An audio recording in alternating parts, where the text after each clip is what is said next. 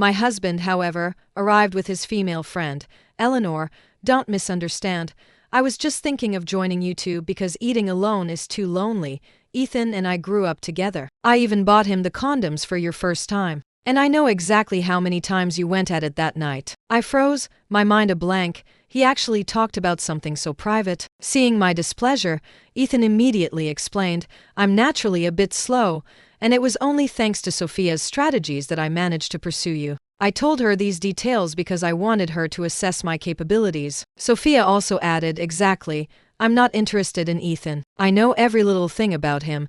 If there was anything going on, you wouldn't have even been in the picture. People around us cast strange glances my way, especially the server waiting for my order, who wore a knowing smirk.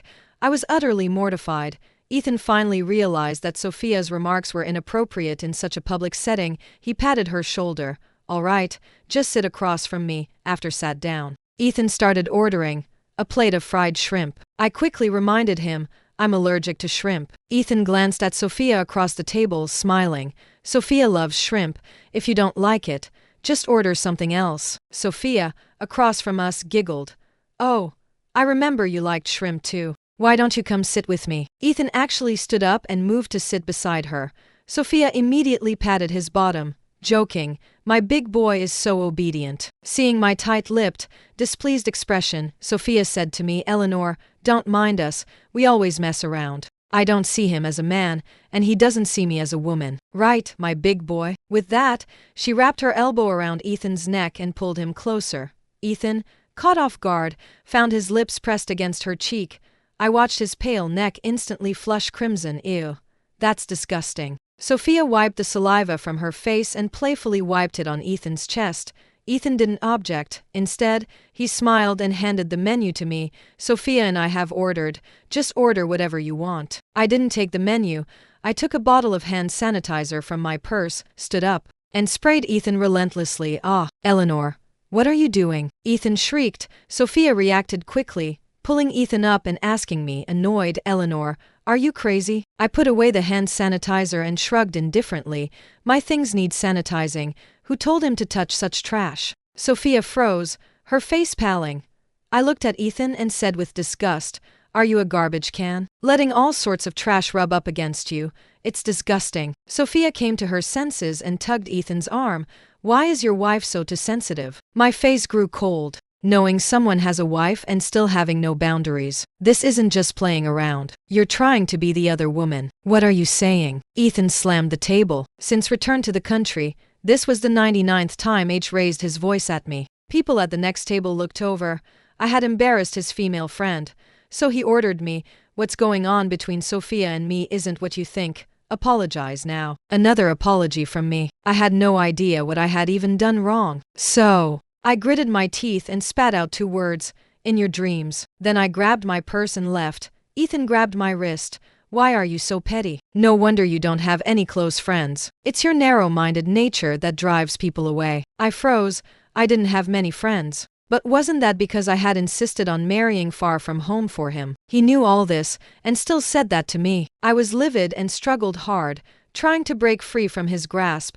My purse accidentally hit his face, and 2 streams of blood immediately gushed from his nose. Sophia instantly grabbed tissues from the table to help him stop the bleeding, and lovingly advised, forget it, just go back with Eleanor, otherwise she might get hysterical and bite anyone she sees. Eleanor, I'm not criticizing you, but men need to save face in public. How could you hit him? My big boy quickly apologized to Eleanor, and well, let this go. I knew Ethan's temperament. Even when we used to argue about trivial matters to the point of breaking up, he would never utter the words I'm sorry. I certainly didn't expect him to apologize, however. After Sophia spoke, Ethan hesitated for just a second before mumbling, fine, I'm sorry. I froze. Something inside me shattered. Ethan, who always called himself a typical straight guy, would treat Sophia's words as gospel. I gasped sharply, suddenly wanting to say nothing at all, and walked away quickly. As soon as I got home, Ethan returned. He held a large bouquet of red roses. After closing the door, he squeezed next to me. All right, don't be angry anymore. Today is our 5th wedding anniversary. Here, 999 red roses. I had them ready long ago. Looking at the large bouquet of fiery red roses, The anger in my heart finally subsided a little. After all, he never used to give me gifts. I had hinted at it for a long time this time, which meant he had finally taken my words to heart. Seeing my expression soften somewhat, Ethan added, "But seriously, find an opportunity to apologize to Sophia later.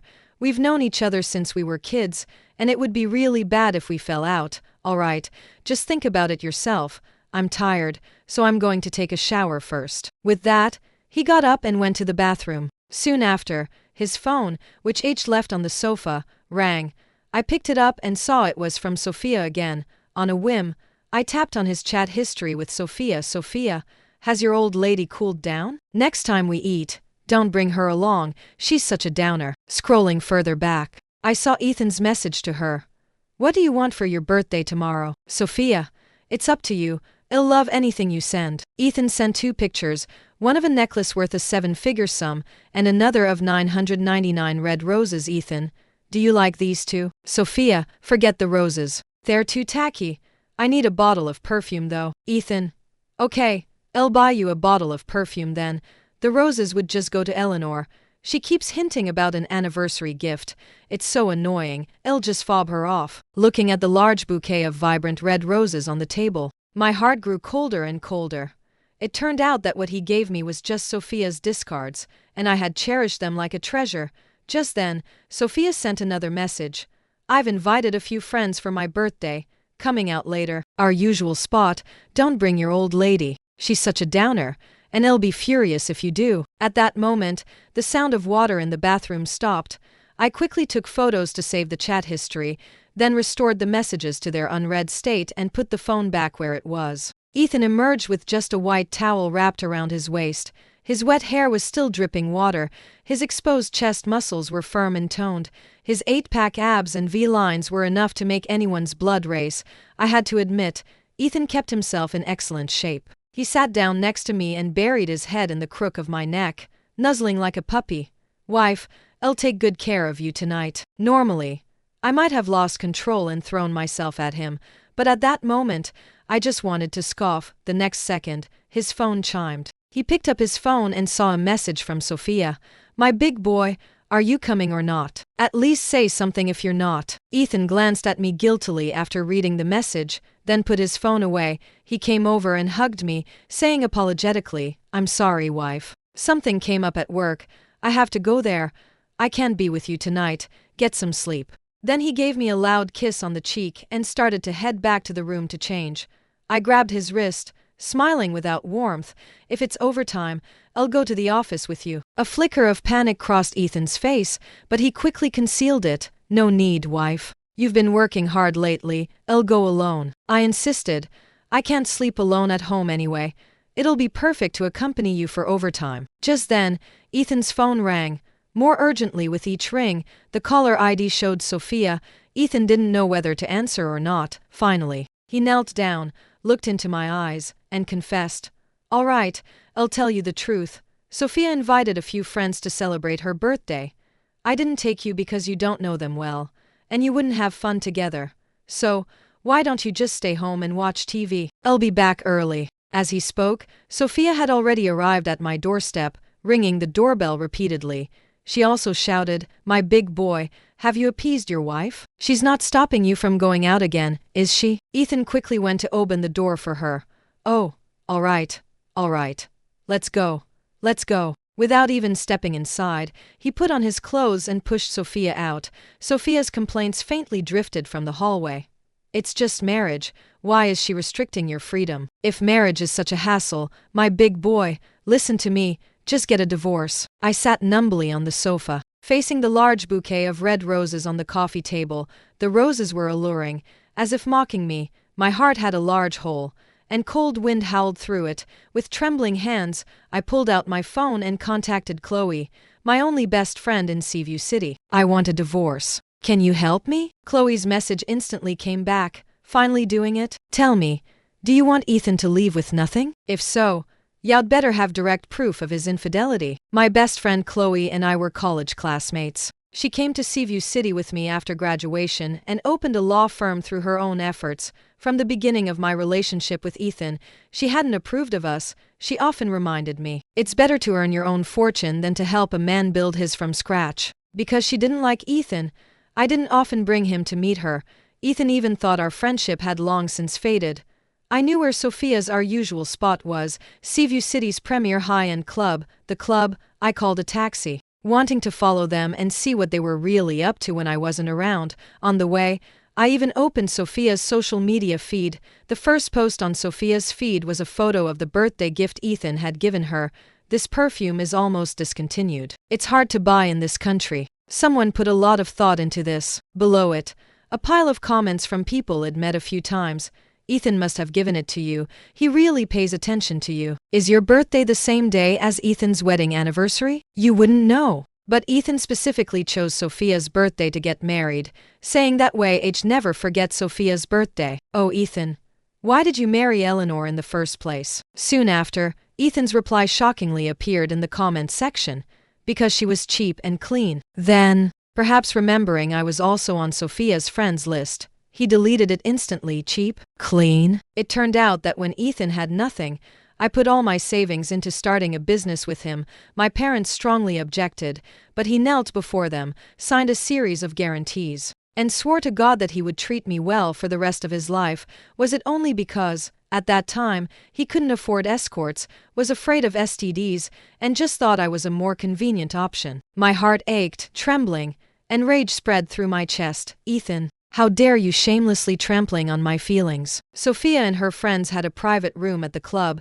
In the dazzling, lively private room, a large group of people were reveling.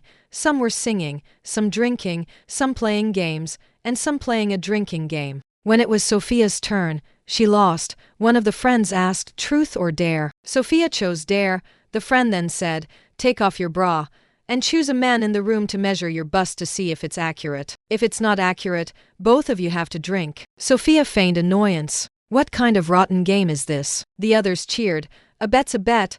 Are you too sensitive to play? Sophia raised her hands in surrender. All right, I'll play. Then I choose. I choose my big boy. With that, she embraced Ethan's arm, rubbing it against her full, prominent chest. My big boy, you must make sure you measure accurately, or else I don't want to be made drunk by these brutes on my birthday. Through the transparent glass door of the private room, I held my breath, wanting to see if Ethan would really agree to play such a game. Just then, the lobby manager came over and respectfully reported to me, Ms. Song, I've already notified the surveillance room. You can move there now.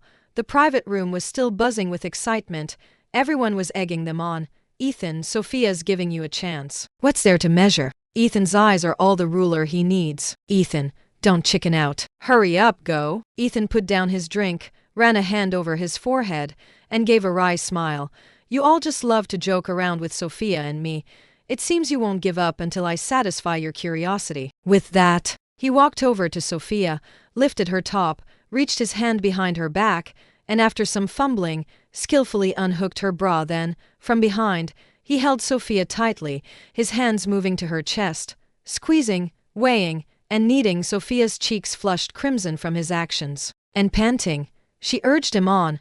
Are you done yet? How much longer? Ethan's Adam's apple bobbed, and he chuckled softly. What's the rush? Did I make you uncomfortable? Sophia shot him a sidelong glance, a mix of shyness and reproach, measured it. 36C. Ethan released her, announcing confidently. A female friend present immediately stepped forward, checked Sophia's bra size from behind, and her eyes widened in shock. He actually got it right. It really is 36C. Ethan looked quite pleased. We grew up together. Not only do I know her bust size, but I even know where that scar is on her inner thigh from the car accident. After all, I was the one who changed her dressing back then. The day after Sophia returned to the country, she decided to go cycling at Swan. Due to her lack of skill, she collided with another girl cyclist and fell. The injury was in a rather awkward place, on her inner thigh. Everyone knew about it, including me, because I was also there for that cycling trip. The next day, we were supposed to fly to North for a business deal. But Ethan suddenly claimed to be unwell and told me to go alone. At that time, I was working non-stop in North and was worried about him. Every time I called him during a break, he would stammer and equivocate. I thought he didn't want me to worry. But it turned out he was busy taking care of Sophia. Just then, someone in the private room suggested, "Ethan, we all think you and Sophia are a better match. Why don't you go home and divorce Eleanor? After all, she doesn't fit in with us, and she's always trying to control you." Ethan chuckled, glancing meaningfully at Sophia. "If I divorced her, would some people agree to marry me? Forget it. Things aren't so bad as they are. I can have my fun outside, and Eleanor runs the company. Honestly, she's very easily appeased, just like a cheap, low-maintenance workhorse. With her earning money for me, I can live it up outside.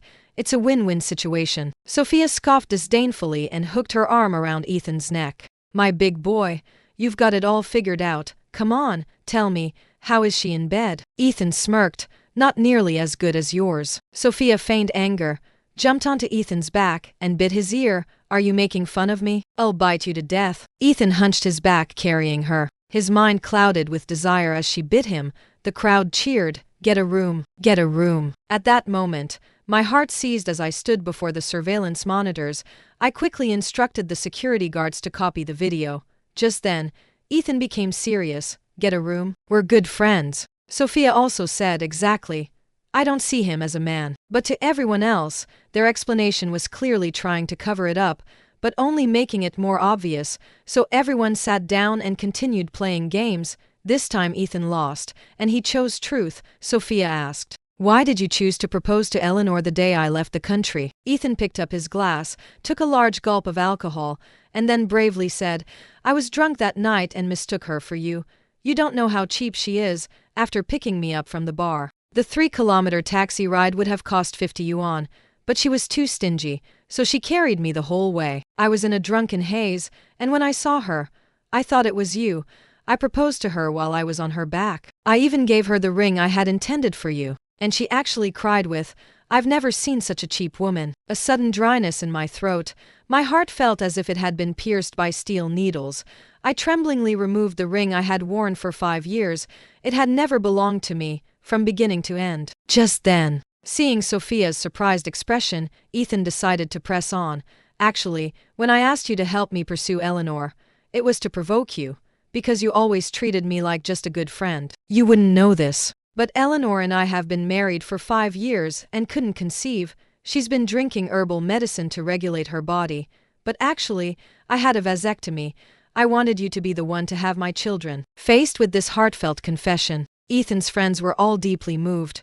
"Oh my God, I can't believe Ethan is such a devoted, good man." "Sophia, are you really not going to consider Ethan? If someone loved me this much, I would definitely be with him no matter what." Just then, a voice next to me said, "Damn it, that scumbag is even worse than I thought." I turned and saw it was my best friend Chloe. She had brought the drafted divorce agreement to support me. I felt like I had seen a family member, and the tears I had been holding back suddenly gushed out after my parents passed away. I desperately wanted a child, but he knew it wasn't my problem and still watched me drink so much herbal medicine.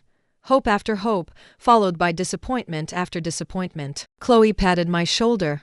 "Luckily, you listened to my advice before. And the company wasn't registered in his name, otherwise, you would have lost everything, her relationship and her money." "Yes, I'm always loyal to her best friend," Chloe repeatedly told me.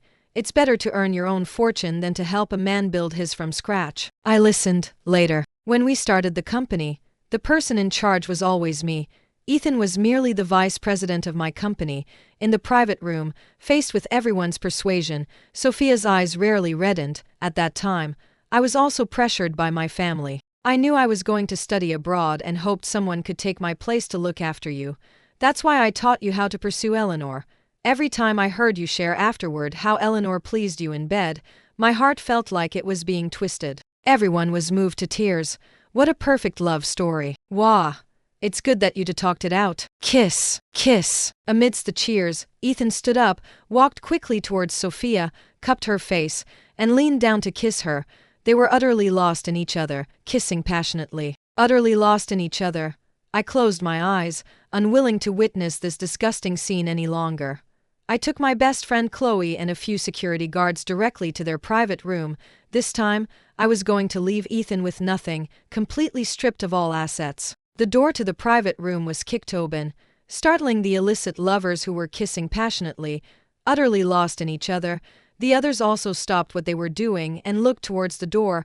I walked in with my people. Ethan's expression changed, and he instinctively shielded Sophia behind him, blurting out, "Eleanor, why are you here? Don't misunderstand. We were just playing a game." A flicker of guilt crossed Ethan's eyes, and he stepped forward, intending to take my hand, but I slapped him across the face with the back of my hand. Everyone was stunned by the sound of the slap. They all covered their mouths, staring at me in disbelief. Ethan lost face, clenching his jaw as he looked at me angrily. "Eleanor, what are you doing? Do you know why I didn't bring you? It's because I knew you can't handle it." Sophia also stepped forward, linking her arm with Ethan's, and looked at me provocatively. "Eleanor, I'm not criticizing you, but Ethan just married you. He's not your slave. Are you suggesting he has to take you everywhere he goes? You might as well just tie him to your apron strings. Do you understand what personal space is? Following him even here. No wonder Ethan says you're cheap." She muttered softly at the end, but I still heard it.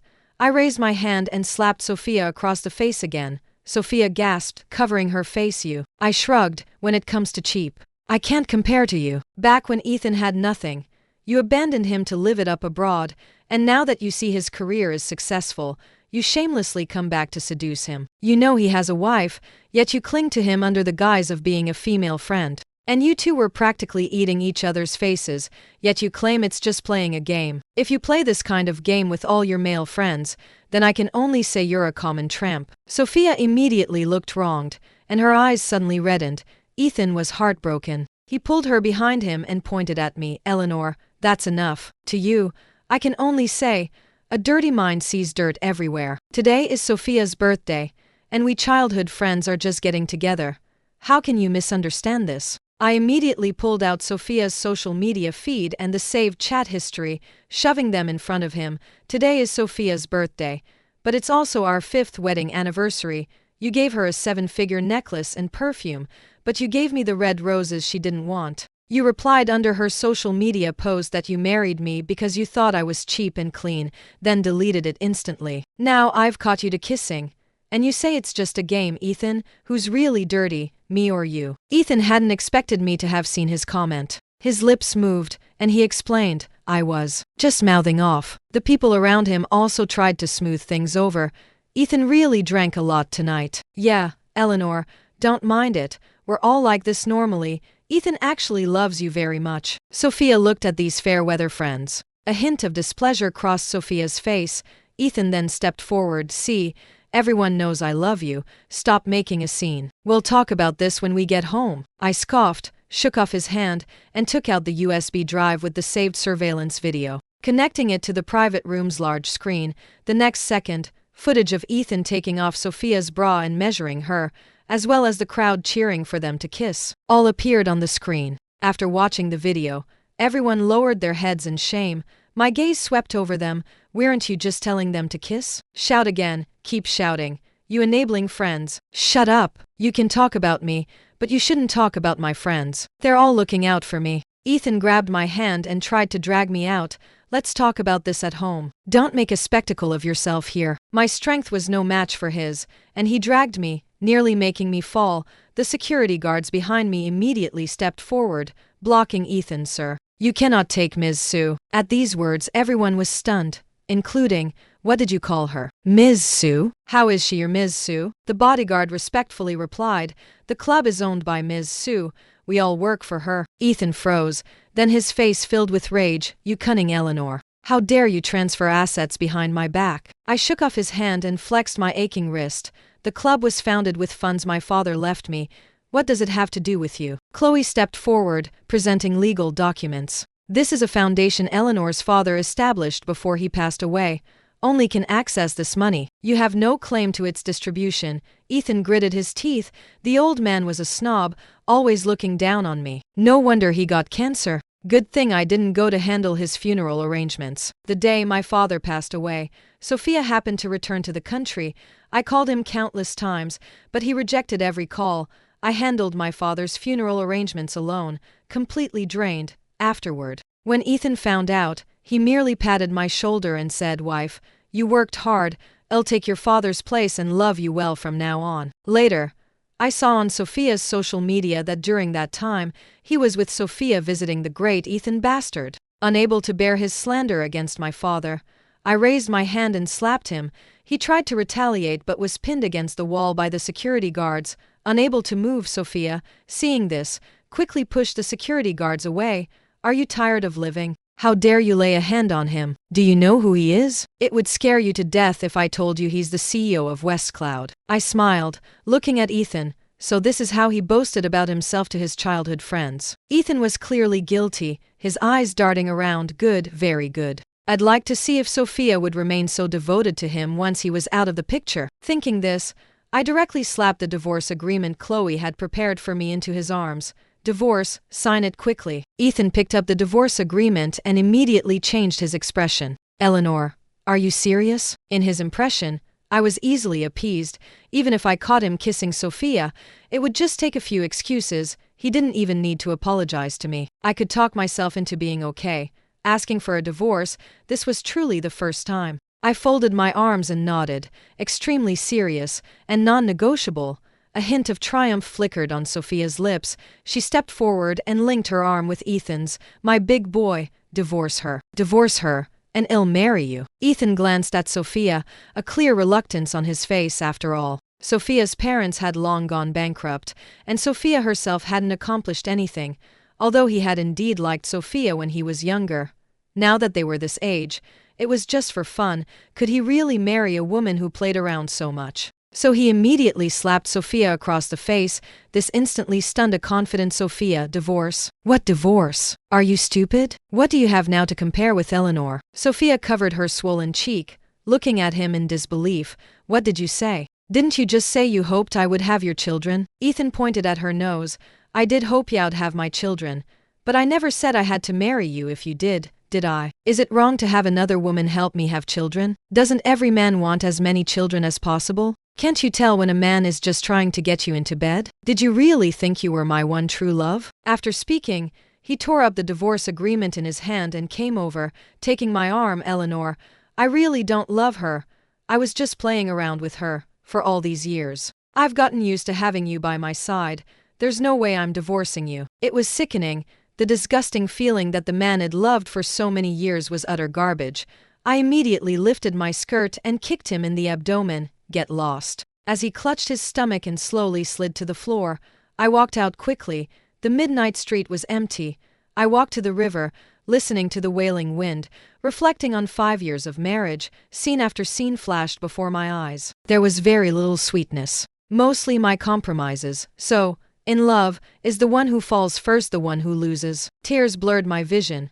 A hand suddenly rested on my shoulder. I turned my head and saw my best friend Chloe stood beside me. It's okay, life has many crossroads. If you take a wrong turn, remember to turn back in time. The next day, I submitted my divorce petition to the court.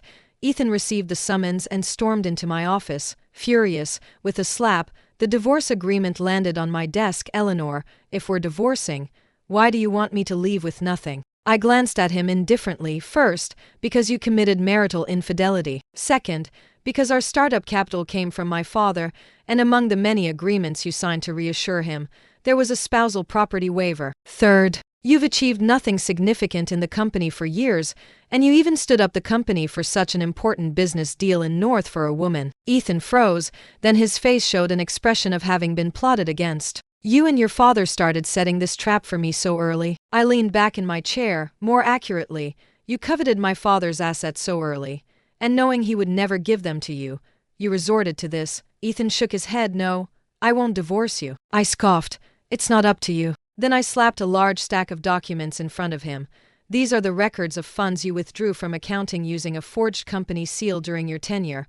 5 million for Sophia's necklace and perfume, and 10 million for a luxury riverside apartment for Sophia. Am I right or wrong? Ethan hadn't expected me to uncover everything about him so quickly. His expression instantly turned to horror.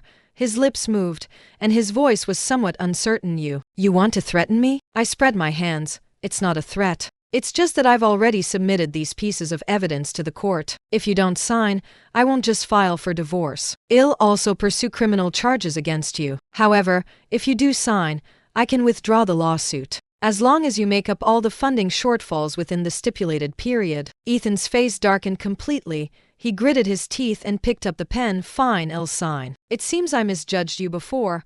I thought you were a kind and gentle good girl. But it turns out you're just as scheming. I watched him sign, then picked up the divorce papers, the feelings mutual. I once thought you were a man with ideals and ambition, but it turns out you're just a rotten guy. You! Ethan glared at me. I took pleasure in his impotent rage, feeling not even a ripple in my heart anymore. Ethan, unable to do anything, could only storm out. Slamming the door, I convened a shareholders' meeting and removed Ethan from West Cloud. From that point on, we would go our separate ways. As soon as Ethan left me, he immediately ran to Sophia. Sophia rushed into Ethan's arms the moment she opened the door. I knew it. You only said those things that day to gain Sophia's trust, didn't you? So, how is it now? Did she split all her assets with you? Ethan's body stiffened slightly. No, she made me leave with nothing. She also demanded I return the $15 million I embezzled from the company within a specified period, or she'll sue me and send me to jail. Saying this, he grabbed Sophia's arm. You know I only have you now. You have to help me. Sophia's face changed, but considering her physical disadvantage compared to Ethan, she could only patiently humor him.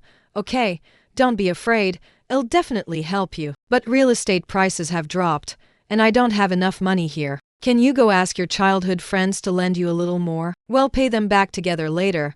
I'll be with you as you rise again. Ethan pulled Sophia into a tight embrace. I knew it. You're the only woman who truly loves me. However, while Ethan was busy trying to borrow money, Sophia secretly sold all her assets, bought a plane ticket, and prepared to leave the country. After hitting a wall with his friends, Ethan returned home to find the villa had new owners. Only then did he realize he had been conned. He pressed a few mutual friends and learned that Sophia was planning to leave the country today. The rage of betrayal consumed his reason, and he rushed to the airport with a knife. Meanwhile, Sophia, who was about to check in her ticket, was stopped by the police I had brought. Just as the officer was about to speak, Ethan yelled, "Sophia, you bitch! How dare you betray me?" Sophia turned her head, and Ethan had already charged in front of her. The sharp knife in his hand plunged into her abdomen, stab after stab, as if to vent his fury. His intestines spilled out. The police quickly rushed forward and subdued him. Only then did Ethan see me standing nearby. Regret welled up, and he yelled at me, "Eleanor, I know I was wrong. You were the one who truly loved me." Watching being taken away by the ambulance and Ethan being handcuffed, I felt nothing. I even told him coldly, "I'm sorry, but I don't love you anymore either." Sophia died despite rescue efforts, and her assets were returned to the company. Ethan was sentenced to life imprisonment for intentional homicide. Before entering prison, he requested to see me. I did not agree. After all, even though I no longer loved him, it didn't mean I would forgive him for what he had done to me. I had a future to pursue. No need to let myself rot in the mud because of a worthless man. Oceans can be crossed, mountains traversed, and all physical barriers surmounted, but the human heart is the most difficult to conquer.